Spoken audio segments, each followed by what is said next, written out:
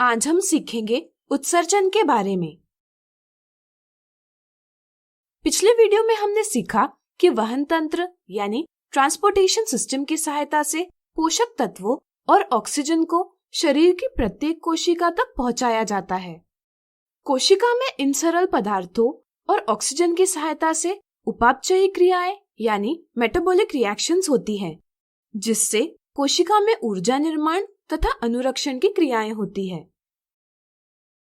इन उपापचयी क्रियाओं के दौरान नाइट्रोजन युक्त वर्ज्य पदार्थ यानी वेस्ट मटेरियल उत्पन्न होते हैं। ऐसे पदार्थ शरीर के लिए हानिकारक होते हैं, इसलिए इन्हें शरीर से बाहर करना आवश्यक है।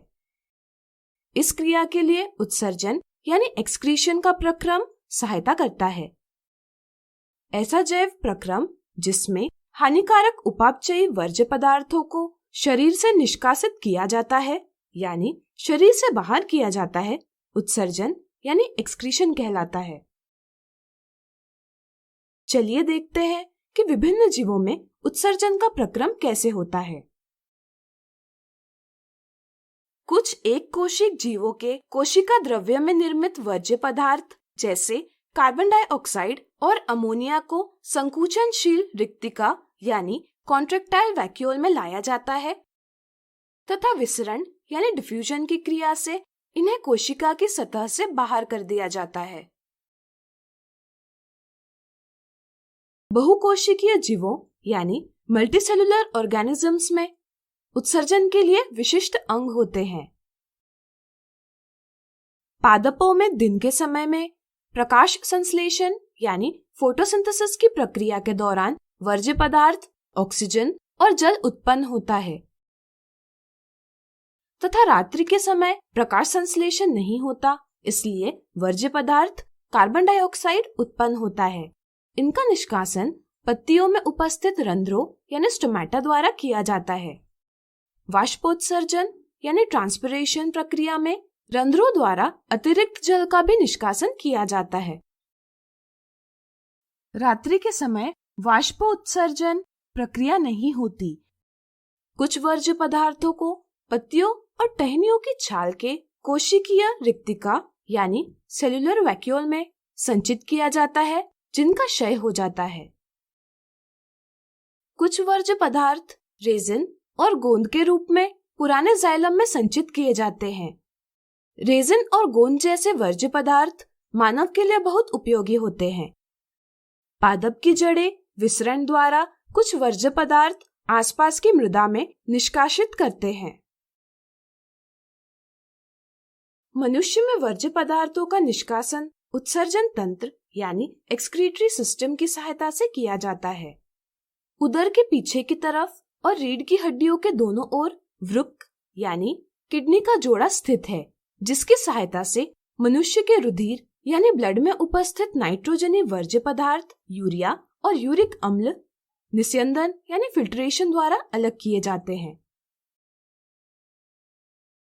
वृक्क में पतली भित्ति वाली केशिकाओं यानी कैपिलरीज का गुच्छा है, जिसे वृक्काणु या नेफ्रॉन कहते हैं। यह वृक्क की आधारी संरचनात्मक और क्रियात्मक इकाई यानी basic structural and functional unit है। प्रत्येक वृक्क में अनेक वृक्काणु होते हैं जो आपस में निकटता से पैक रहते हैं।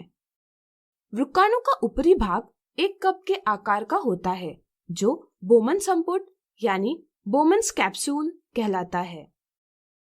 वृक्कीय धमनी वृक्क में ऑक्सीजनित रुधिर पहुंचाती है और केशिकाओं का निर्माण करती है तथा रुधिर बोमन संपुट तक पहुंचाती है। बोमन संपुट की भित्ति पतली होती है, जिसके अंदर केशिकाओं का गुच्छा होता है, जो ग्लोमेरुलस कहलाता है। केशिकाओं और बोमन संपुट की भित्ति पतली होने के कारण केशिकाओं से रुधिर छनकर बोमन संपुट में आता है, जो प्रारंभिक निस्यंद यानी इनिशियल फिल्ट्रेट कहलाता है। प्रारंभिक निस्यंद में ग्लूकोज, लवण, अमीनो अम्ल, एंजाइम, हार्मोन, वसा अम्ल, मृत कोशिकाएं, मृत बैक्टीरिया, टॉक्सिन, औषधियां इत्यादि और प्रचुर मात्रा में जल होता है। जब यह प्रारंभिक निस्यंद नेफ्रॉन के नलिकाकार भाग में प्रवाहित होता है, तब इन पदार्थों का चयनित पुनर्वशोषण यानी सिलेक्टिव रीएब्जॉर्प्शन किया जाता है। अवशोषण का स्तर शरीर में जल की आवश्यकता पर निर्भर करता है। शेष तरल वर्ज्य पदार्थ मूत्र कहलाता है।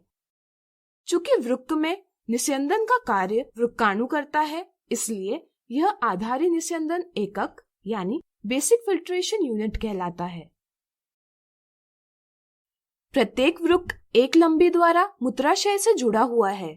प्रत्येक नली एक मूत्रवाहिनी यानी यूरेटर कहलाती है, जो वृक्क से मूत्र को मूत्राशय में पहुंचाती है। मूत्राशय पेशीय यानी मस्कुलर अंग है, जिसमें मूत्र का भंडारण यानी स्टोरेज किया जाता है। मूत्राशय यानी यूरिनरी ब्लैडर तंत्रिका नियंत्रण यानी नर्वस कंट्रोल में होता है, इसलिए मूत्र को शरीर से बाहर करना मनुष्य के नियंत्रण में होता है। जब मूत्राशय फैल जाता है, तब फैले हुए मूत्राशय के दाब से मूत्रमार्ग यानी यूरेथ्रा द्वारा मूत्र को शरीर से बाहर किया जाता है। इसके अलावा मनुष्य में फुफ्फुस द्वारा कार्बन डाइऑक्साइड का तथा त्वचा द्वारा जल और लवण का उत्सर्जन किया जाता है। किसी कारणवश यदि वृक्क खराब हो जाते हैं, तो इससे शरीर में उत्सर्जन की क्रिया सही ढंग से नहीं हो पाती और इससे हानिकारक वर्ज्य पदार्थ शरीर में संचित होने लगते हैं। इससे मृत्यु की संभावना बढ़ जाती है।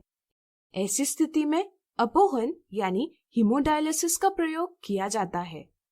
इसमें मशीनों की सहायता से रुधिर का निस्यंदन किया जाता है और नाइट्रोजनी वर्ज्य पदार्थों को शरीर से बाहर कर दिया जाता है। इसलिए हम अपोहन को कृत्रिम वृक्क यानी आर्टिफिशियल किडनी भी कहते हैं। तो आज हमने सीखा उत्सर्जन के बारे में।